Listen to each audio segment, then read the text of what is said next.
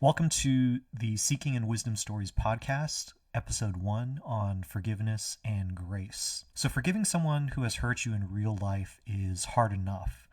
To tell a story about forgiveness seems like an equally hard task. Why is that so?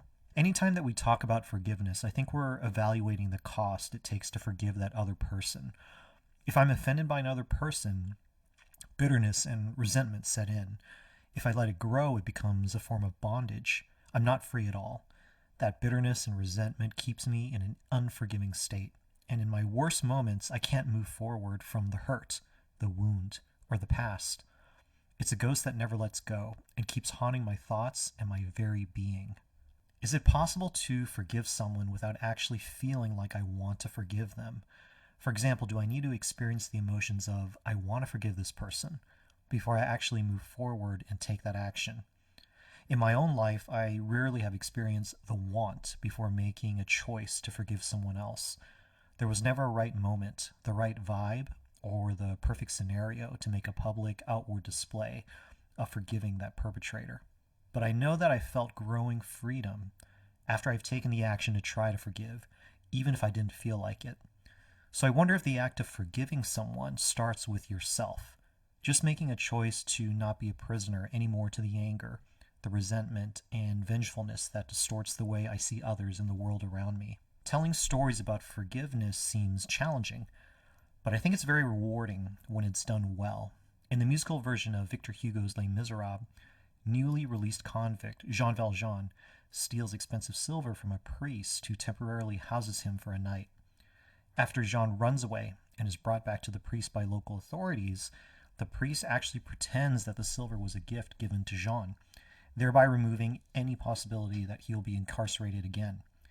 The authorities leave, and the priest describes the silver as a gift of grace to Jean. His freedom has been bought and paid for.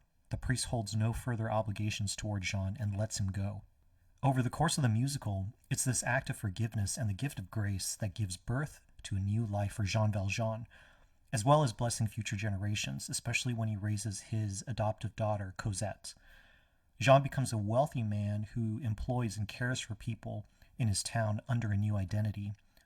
I remember seeing this musical and realizing the power of forgiveness and what it can do to one person's life, and then seeing it radiate outwards to other lives. But this positive portrayal of forgiveness is rare. Usually we see the opposite of forgiveness in stories.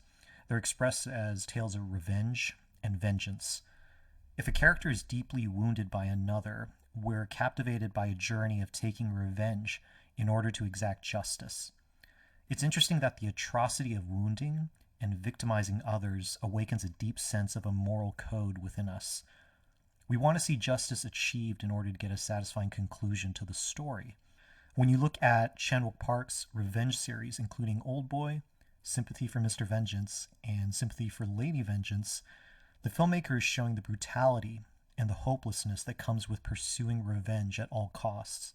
In the video game The Last of Us Part 2, after Joel is killed by Abby, we play an older, vengeful Ellie as she seeks to find Joel's killer and exact justice. In the streaming series Ozark, Wendy Bird and her estranged father are caught in a vicious cycle of dealing pain toward each other after years of abuse.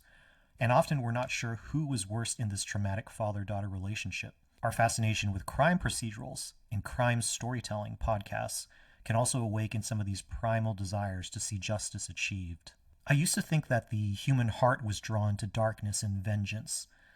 There's some truth to that, but I think the deeper instinct is that when a wrong is dealt to a character, we feel that the world is not as it should be. Something has gone awry in the moral order of the story universe. This possibly points to our desire for stories to make sense, to have some type of internal logic, and to have satisfying answers to dramatic questions. Maybe forgiveness is seen as a weaker action to visualize in a story. It's not as visually compelling as seeing the good guy taking out a bad guy in a revenge story. But is it possible that forgiveness takes stronger moral character than punishing the bad guy? This raises interesting story questions because we have to ask, what is it that the good guy needs the most in the story? Does the good guy need to take revenge on the bad guy to fulfill the strongest character arc? Or does the good guy need to become free from vengeance to truly grow? Obviously, the theme of the story plays a role in this decision. In The Last of Us Part 2, when Ellie fights with Abby at the very end in a brutal brawl, half submerged in water, the player comes to a point where Ellie lets Abby go because of memories of Joel. You could argue that Ellie breaks the cycle of violence in that moment, but has she truly forgiven Abby? Forgiveness seems to require a sacrifice, a cost. Even to forgive another person of wronging you means that you're letting go of your pride, your right to seek retribution. The hurt may not go away, but it's almost like you experience a little death in forgiving the other person. In The Lion, the Witch, and the Wardrobe, Aslan the Lion offers his life in exchange for Edmund Pevensey to Jadis the Wicked Witch. Edmund should have died on the stone table, but it is Aslan who takes the penalty and punishment. Edmund is forgiven of his wrongs, and his realization of Aslan's sacrifice is what changes the young boy's heart. At the end of Top Gun Maverick, when all the pilots have returned safely to the aircraft carrier, Maverick thanks Rooster for going back and saving his life. Rooster tells Maverick, "It's what my dad would have done." In that one line, we can see Rooster forgiving Maverick for his father's death, and it's a moment that unites both men. This cathartic moment works because we've seen an entire arc over the film where Rooster has struggled with unforgiveness and resentment toward Maverick. So a climactic moment of forgiveness in a story seems to work well if we've thoroughly explored the ups and downs of a character wrestling with unforgiveness. Usually this plays between characters in a relationship because there is that moment of forgiveness visualized in a line of dialogue and or an action to another character.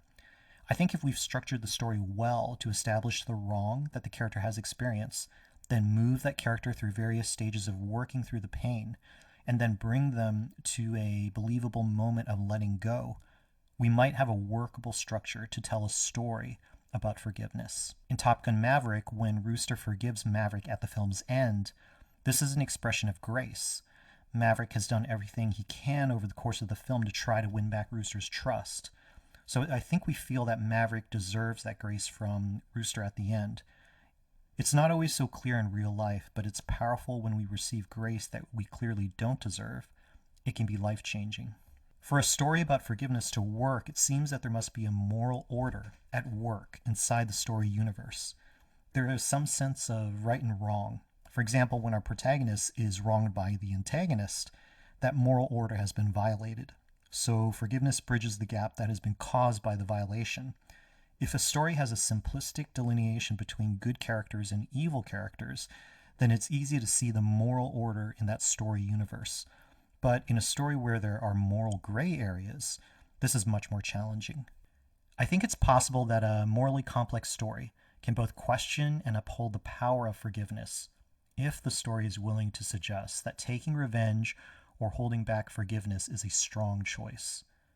That way, when the protagonist chooses forgiveness over revenge or unforgiveness, it helps us to see that the protagonist chose a path that causes him a loss in the short term, but in the end, he's truly free. And that is the power of a story about forgiveness.